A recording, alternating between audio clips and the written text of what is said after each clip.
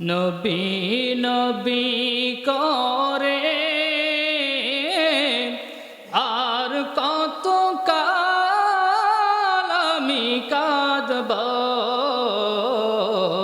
নবী নবী করে আর কত কাল আমি কাঁদব। আপন নয়নে কবে জানি, আপন নয়নে কবে জানি নূর নবীজিকে দেখব, নবী নবী করে আর কত কাল আমি কাঁদব, নবী নবী করে আর কত কাল আমি কাঁদব। আল্লাহুম্মা সাল্লি আলা মাওলানা মুহাম্মদ ওয়া আলা আলি সাইয়্যিদিনা মাওলানা মুহাম্মদ। একটু জিকির করি লা ইলাহা লা ইলাহা ইল্লাল্লাহ, লা ইলাহা সুবহানাল্লাহ আলহামদুলিল্লাহ, লা ইলাহা আর জোরে লা ইলাহা হাসবি রাব্বি জাল্লাল্লাহ মা ফি কলবি গায়রুল্লাহ নূর মুহাম্মদ সাল্লাল্লাহ, লা ইলাহা লা ইলাহা লা ইলাহা লা ইলাহা ইল্লাল্লাহু মুহাম্মাদুর রাসূলুল্লাহ। সবাই বলি সাল্লাল্লাহু আলাইহি সাল্লাম। আলহামদুলিল্লাহ, শুকরিয়া আদায় করি সেই মহান রব্বুল আলামিন ইজ্জাতুল জালালের দরবারে, যে আল্লাহ তাআলা আমাদেরকে দয়া করে মায়া করে সুস্থ রেখে দুনিয়ার সমস্ত খারাপ কাজ থেকে, দুনিয়ার সমস্ত কাজকাম থেকে আমাদেরকে আগে ভাগে মসজিদে আসার মতো, বসার মতো তৌফিক দিলেন। যে মহান মনিব সেই রবের প্রতি প্রাণ খুলে সমস্যারে শুকরিয়া আদায় করি। সবাই বলে আলহামদুলিল্লাহ। এখানে আসতে পেরে আপনারা খুশি না বেজার?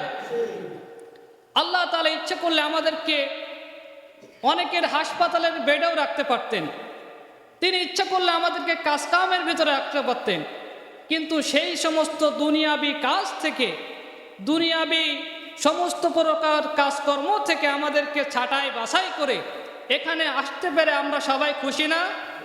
যদি হন খুশি মুখে নিয়ে হাসি, আওয়াজ দিয়ে বেশি উঁচু করে কল্লা একবার চিৎকার আবারও পড়ি আলহামদুলিল্লাহ। দুরূদ ও সালাম পাঠ করে আখিরি জামানার পয়গম্বর, যিনি আপনার আমার কঠিন কিয়ামতের মুসিবতের ময়দানের একমাত্র ব্যারিস্টার, সেই জনাবে মুহাম্মদুর রাসূলুল্লাহ। সবাই বলি সাল্লাল্লাহু আলাইহি সাল্লাম। মাগফিরাত কামনা করি সেই সকল মধ্য মুজাহিদদের জন্য, যে সকল ভাইয়েরা দ্বীনের জন্য, ইসলামের জন্য, ইসলামী আন্দোলনের জন্য নিজের জীবনের তাজা রক্ত বিলিয়ে দিয়ে ইসলামকে প্রতিষ্ঠিত করার জন্য শহীদ হয়ে গেছেন, সেই সকল ব্যক্তিদের রুহের মাগফিরাতে বলি আল্লাহুম্মা আমিন। সম্মানিত হাজিরিন, আমরা এমন একটি বরকতপূর্ণ মাসে আজকে আমরা এখানে আসতে পেরেছি। রজব মাসের আজ হলো তৃতীয় জুমা। এই রজব মাস আল্লাহ পাক রব্বুল আলামিন এর দরবারের একটা নৈকট্যপূর্ণ মাস, একটা পছন্দনীয় মাস। আল্লাহ তাআলা এই রজব মাসে আল্লাহ তাআলা 4টি মাস মুসলমানদের জন্য হারাম করে দিয়েছেন, যে এই 4টি মাসে তোমরা কোনো গোলযোগ করবে না, গ্যামজাম করবে না, মারামারি করবে না। তার ভিতরে একটি হলো রজব মাস। এই রজব মাসে আল্লাহ পাক রব্বুল আলামিন এত মর্যাদা বাড়িয়েছেন যে এই রজব মাসের 27 তারিখে যদি কোনো বান্দা রোজা রাখে তার আমল নামায় 60 মাস রোজা রাখলে যেমন সওয়াব হয়, এই রজব মাসের 27 তারিখে রোজা রাখলে আমার আল্লাহ পাক রব্বুল আলামিন তার আমল নামা ওই রকম সওয়াব লিখে দেন। বলেন আল্লাহুম্মা আমিন।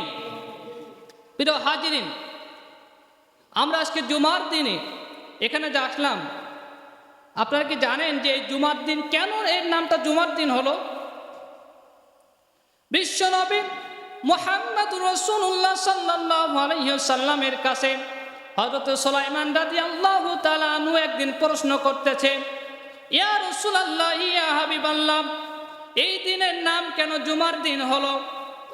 নবীজি কয়, ও সুলাইমান, তুমি শুনে রেখে দাও, এই জুমার দিন এর নাম কেন জুমার দিন হলো? এই দিন হযরত আমার আল্লাহ পাক রব্বুল আলামিন আদম আলাইহিস সালামকে বানানোর জন্য কাদামাটিগুলো এক জায়গায় জমা করেছিলেন। আদম আলাইহিস সালামকে তৈরি করবেন, এই তৈরি করার জন্য এক জায়গায় কাদামাটি জমা করেছিলেন। এই জন্য এই দিনের নাম হলো ইয়ামুল জুমআ, জুমার দিন। আর একটা বর্ণনায় আছে যে এই দিনে কিয়ামত সংগঠিত হবে, এই জন্য এই দিনের নাম হলো ইয়ামুল জুমআ, জুমার দিন। বুঝতে পারছেন? আমার কথা কি বোঝা যায়? তাহলে এই দিনের নাম কেন জুমার দিন হলো? আমার আল্লাহ পাক রব্বুল আলামিন আদম আলাইহিস সালামকে তৈরি করার জন্য এক জায়গায় কাদামাটি জোগাড় করলেন, এই জন্য এর নাম জুমার দিন হলো। আরও অনেক বর্ণনায় অনেক রকম বর্ণনা পাওয়া যায়। এবার আসেন জুমার দিনের ফজিলত সম্পর্কে একটু বলি। যে ব্যক্তি জুমার নামাজ আদায় করার জন্য, মসজিদে আসার জন্য, পরিষ্কার পরিচ্ছন্ন হওয়ার জন্য গোসল করবে, আমার আল্লাহ পাক রব্বুল আলামিন তার জীবনের সমস্ত সগীরা গুনাহগুলো আল্লাহ ক্ষমা করে দেয়। বলেন না সুবহানাল্লাহ। প্রিয় হাজিরিন, শুধু এখানেই শেষ নয়, যে ব্যক্তি জুমার নামাজ আদায় করার জন্য আগে ভাগে মসজিদের দিকে আসবে, এই মসজিদের দরজার সামনে দুজন ফেরেশতা দাঁড়িয়ে থাকেন, তারা খাতা কলম নিয়ে দাঁড়িয়ে থাকেন। যে বান্দাটা আগে মসজিদের ভিতরে প্রবেশ করে তার আমল নামায় একটা উট কুরবানির সওয়াব লিখে দেওয়া হয়। বলেন না সুবহানাল্লাহ। শুধু কি এখানেই শেষ নয়, দ্বিতীয় যে ব্যক্তিটি মসজিদে প্রবেশ করবে তার আমল নামায় একটি গরু কুরবানির সওয়াব লিখে দেওয়া হয়। তৃতীয় যে আসবে তার আমল নামায় ছাগল কুরবানির সওয়াব লিখে দেওয়া হয়। এমন করে হুজুর যখন মসজিদে খুতবার জন্য দাঁড়িয়ে যান, তখন ফেরেশতারাও এসে খুতবা শুনতে থাকে, তখন এই যে সওয়াবের আমল নামা এটা বন্ধ করে দেওয়া হয়। এবার আপনারা বলেন যে আমরা যারা গরিব মানুষ, যারা জন্মজুরি খেটে খাই, বছরে একটা কুরবানিও তো দিতে পারি না। অনেকে, সবাইকে দিতে পারি? কুরবানির সময় সবাইকে কুরবানি দিতে পারি? কাজে আমরা যদি জুমার দিন একটু আগে ভাগে আসি, আমরা কুরবানির সওয়াব থেকে মাহরুম হয়ে যাব না।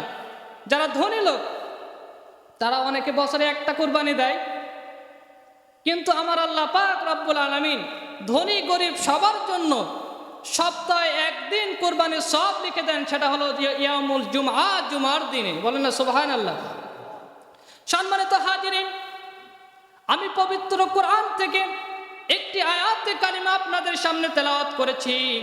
আপনি যেহেতু শুনেই গেছেন, আপনি যেহেতু বুঝেই গেছেন যে আমি কোরআন গ্রহণ করেছি, ইসলাম গ্রহণ করেছি, ও মালিক, আমি আপনার সামনে আর গোপন রাখতে চাই না, আমি আপনার সামনে প্রকাশ করতে চাই, হ্যাঁ আমি ইসলাম গ্রহণ করেছি, কোরআন গ্রহণ করেছি, মুহাম্মাদের ধর্ম গ্রহণ করেছি।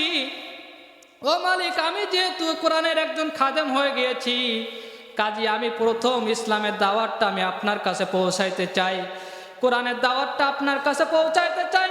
মালিক, আর বাঁকা পথে থেকে লাভ নাই, আপনি সোজা পথে চলে আসুন। আমার আল্লাহ পাক রব্বুল আলামিন ওই কালো হাবশী বেলালের মালিককে কবুল করেন নাই।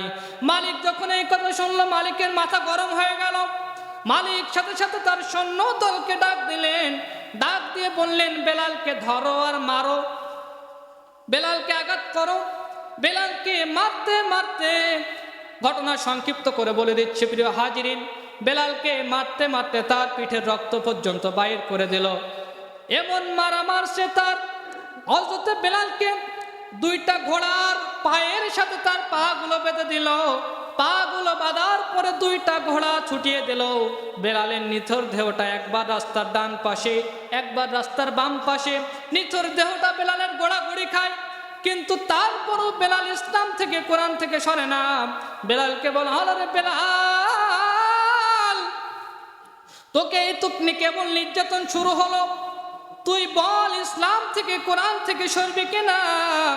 বেলাল কয়, ও মালিক আপনি শুনে রেখে দেন, এই তো কেবল আমার জীবনের ওপরে নির্যাতন শুরু হয়ে গেল, কিন্তু ও মালিক আমার নির্যাতন করতে করতে আমাকে যদি মেরেও ফেলে দেন, আমার নিজের জীবনটাও যদি শেষ করে দেন, আমি বেলাল ইসলাম থেকে কোরআন থেকে এক বিন্দু পরিমাণ সরে যাব না। কাজে ইসলামের মজা যারা পায়, ইসলাম যারা মানে, যারা কালেমা একবার গ্রহণ করে, তাদের ওপর নির্যাতন, নিপীড়ন, হামলা, মামলা, জেল, জুলুম, জরিমানা, ফাঁসি যাই কিছু আসুক না কেন, তারা কখনো ইসলাম থেকে কোরআন থেকে এক বিন্দু পরিমাণ সরে। প্রিয় হাজিরিন, আপনারা জেনে থাকবেন, যারা প্রকৃত ইমানদার হয়, যারা প্রকৃত মুসলমান হয়, তাদের ওপর নির্যাতন, নিপীড়ন, হামলা, মামলা আসলেও তারা কখনো ইমান থেকে কোরআন থেকে সরে যায় না। প্রিয় আল্লামা দেলোয়ার হোসেন সাঈদী রাহমাহুল্লাহ আলাইকে 13টি বছর কারাগারের ভিতরে বন্দী করে এক পর্যায়ে তাকে ইনজেকশন পুশ করে মৃত্যুবরণ করিয়ে দিল। যেই কারণে আমির হামজা ভাইকে 3টি বছর কারাগারের ভিতরে বন্দী করে দিল। বাংলাদেশের বড় একজন মুফাসসির মাওলানা মামুনুল হককে তিনি কারাগারের ভিতরে বন্দী করে দিল। এরপরে অনেক হাজার হাজার আলেমগুলোকে কারাগারের ভিতরে বন্দী করেছে, তারপরেও এরা কখনো ইসলামের পক্ষে, বাতিলের কাছে কখনো মাথা নত করে নাই। প্রিয় হাজিরিন, এই বেলালকে অনেক নির্যাতন করা হলো, নিপীড়ন করা হলো, তারপরও বেলাল কখনো ইসলাম থেকে সরে যায় নাই, কোরআন থেকে সরে যায় নাই। এই সরে না যাওয়ার পরে আমার আল্লাহ পাক বেলালের সম্মানটা এমন বাড়ায় দিলেন, এই যে বেলাল এমন সম্মান তার বাড়ায় দিলেন, নবীজি স্বয়ং নবীজি যেই মসজিদের ইমাম, আর বেলাল রাদিয়াল্লাহু তাআলা আনহু সেই মসজিদের মুয়াজ্জিন। বলেন না সুবহানাল্লাহ। বেলালের মর্যাদা এত বেশি বাড়ায় দিলেন যে বরং বিশ্ব নবী যেই মসজিদের ইমাম, আর বেলাল হলো সেই মসজিদের মুয়াজ্জিন। বলেন না সুবহানাল্লাহ। মর্যাদা কম না বেশি? কম না বেশি? এই বেলালের মর্যাদা এত বেশি, নবীজি আমার এই মেরাজের রাতে বাইতুল মুকদ্দাস পাড়ি দিয়ে যখন আরশে আজিমের পরে জান্নাতের ভিতরে হাঁটতেছেন, নবীজি যখন জান্নাতের ভিতরে হাঁটতেছেন, তিনি কানে শুনতে পেলেন কিসের জন্য একটা খড়মের আওয়াজ হচ্ছে, কার যেন একটা পায়ের আওয়াজ হচ্ছে। নবীজি ভালো করে শুনে দেখলেন যে বেলাল দুনিয়ায় যেমন হাঁটতো, বেলালের পায়ের আওয়াজ যেমন হতো, জান্নাতের ভিতরে বেলালের পায়ের আওয়াজ যেন আমার কানের ভিতরে বাজতেছে। তাহলে বেলালের মর্যাদা জান্নাত পর্যন্ত পৌঁছে গেছে। বলেন না সুবহানাল্লাহ।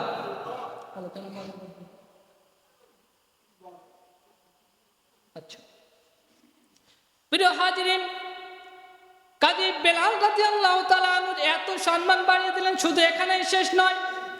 বেলাল রাদিয়াল্লাহু তাআলা আনহু মসজিদের মুয়াজ্জিন ছিল, তার কণ্ঠের ভিতরে একটু জড়তা ছিল, তিনি হাইয়া আলাস সালাহ সঠিকভাবে বলতে পারেন না। আশহাদু আল্লা ইলাহা ইল্লাল্লাহ জায়গায় আশহাদু বলতেন, সিনের জায়গায় সিন করতেন এবং সিনের জায়গায় সিন করতেন, তিনি বুঝতে পারতেন না। তার মুখের ভিতরে একটা জড়তা ছিল। এই যে বেলালের জড়তার কারণে অনেক সাহাবীরা নবীজির কাছে প্রশ্ন বললেন, যে একটু নবীজির কাছে রিপোর্ট দিলেন, ইয়া রাসূলুল্লাহ ইয়া হাবিবাল্লাহ, এই যে বেলাল তিনি যে মসজিদে নববীর ভিতরে আজান দিতেছে, এই আজান তো আমাদের শুনতে ভালো লাগে না, তিনি তো সুন্দর মতো তিনি উচ্চারণ করতে পারে না, আশহাদুর জায়গায় আশহাদু বলেন, তার মুখের ভিতরে জড়তা আছে। হযরতে বেলাল রাদিয়াল্লাহু তাআলা আনহুর বিপক্ষে যখন সাহাবায়ে কেরামরা এত কিছু বলল, নবীজি বললেন যে মুসল্লিদের অর্ডার তো আমাকে মানতেই হবে, কিছু কিছু মানতে হবে। নবীজি আমার বেলালকে ডাক দিলেন, এ বেলাল তুমি একটু শুনে যাও।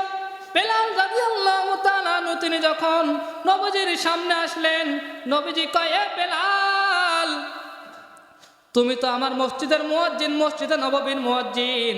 বেলাল মুসল্লিরা একটু বিপক্ষে কথা বলছে, কিছু নালিশ আমার নামে আমার জন্য করছে, আমার কাছে করছে। বেলাল কয়, ইয়া রাসূলুল্লাহ কি নালিশ? বেলালের সামনে রাসূল বলল, ও বেলাল তোমার কণ্ঠ ভালো না, মসজিদে নববীতে সুমধুর একজন কণ্ঠের সাহাবীকে আজান দেওয়ার জন্য দায়িত্ব দেওয়া হবে। বেলাল রাদিয়াল্লাহু তাআলা চোখ দিয়ে অজরে অজরে পানি পড়ে বেলাল রাদিয়াল্লাহু তাআলা আনহু কান্দে আর কয়, ইয়া রাসূলুল্লাহ, ইয়া হাবিবাল্লাহ, এই যে মসজিদের মুয়াজ্জিনের চাকরি, আপনি তো বলেছেন যেই ব্যক্তি 12টি বছর মসজিদের আযানের দায়িত্ব নেবে তার জন্য কিয়ামতের ময়দানে একটা মুকুট পরানো হবে, বিশাল বড় মুকুট। যেই মুকুটের কারণে কিয়ামতের কঠিন মুসিবতের ময়দানের সূর্যের তাপ তার মাথায় লাগবে না, সে ছায়া পাবে ওই মুকুটের ছায়া তলে। ইয়া রাসূলুল্লাহ, ইয়া হাবিবাল্লাহ, আমি কি এই সওয়াব থেকে মাহরুম হয়ে গেলাম? বেলাল যখন এই কথা বললাম, রাসূল বললেন যে বেলাল, তুমি একটু শান্ত হও, যেহেতু মুসল্লিরা বলছে ভালো একটু সুন্দর কণ্ঠের সাহাবীকে মুয়াজ্জিনের দায়িত্ব দেওয়া হবে। একজন সুন্দর কণ্ঠের সাহাবী দেখে নবীজি আমার মসজিদের নববীর মুয়াজ্জিনের চাকরি দিয়ে দিলেন। ও সাহাবী, তুমি আগামীকাল ফজর থেকে আজান দিবা। ওই সাহাবীটা ফজরের আজানের সময় হয়ে গেল, আজান দিচ্ছে, সুন্দর কণ্ঠে যখন আজান দিচ্ছে, হাইয়া আলাস সালাহ বলে যখন ডাক দিচ্ছে, তখন সমস্ত মুসল্লিরা যে হাজির, কিন্তু মসজিদের নববীতে নবীজি যে হাজির হয় না। বলেন তো, মসজিদের নববীর ইমামকে? স্বয়ং বিশ্বনবী মুহাম্মদুর রাসূলুল্লাহ সাল্লাল্লাহু আলাইহি সাল্লাম। ইমাম সাহেব যে হাজির হয় না, সকল সাহাবীরা হাজির। সাহাবীরা প্রশ্ন করছে যে ইমাম সাহেব এখনো আসে না কেন? মসজিদে আজান হয়ে গেছে, সুবে সাদিক এখনো হয় না কেন? তখন সাহাবীরা বলা বলি করছে যে কেন আসে না, চলো আমরা নবীজির কাছে যাই। আবু বকর ওমরকে বলে, এ ওমর, তুমি একটু যাও তো দেখি, নবীজিকে ডেকে নিয়ে আসো। ওমর কয়, আমি পারবো না। আবু বকর, পারলে তুমি যাও। পাশে দেখেন যে ওসমান বসা, ওসমানকে ওই দুজন জোর করে ওসমানকে বলতেছে, এ ওসমান, তুমি তো নবীজির জামাতা, তুমি তো নবীজির জামাই, তুমি যাও তোমার শ্বশুরকে একটু ডেকে নিয়ে আসো। ওসমান কয়, বড় দুজন যেখানে ফেল মারছে, আমি ছোট মানুষ, সেখানে যাব না। পরে দেখেন যে আলী বসা, আলীও যাতে রাজি হলো না। এক পর্যায়ে জোর করে মসজিদের খুঁটির পাশে দেখে, ছোট্ট একটি খুঁটির পাশে হযরত বেলালের চোখ দিয়ে অঝরে পানি পড়ছে, বেলাল কাঁদতেছে। সবাই বেলালের কাছে যেয়ে বললেন, রে বেলাল, মসজিদে নববীতে এখনো রাসূল হাজির হয় না, তুমি যাও তো একটু নবীজিকে ডেকে নিয়ে আসো। নবীজিকে বেলাল বলে, আমি পারবো না, তোমরা সবাই মিলে পারলে যাও। সবাই মিলে জোর করে বেলালকে ধরে ডাক দিয়ে বেলালকে জোরে টেনে হেঁচড়ে নবীজির হুজরার সামনে নিয়ে চলে গেলেন। নবীজির হুজরার সামনে যখন গেলেন, বেলালের কণ্ঠ থেকে জ্ঞান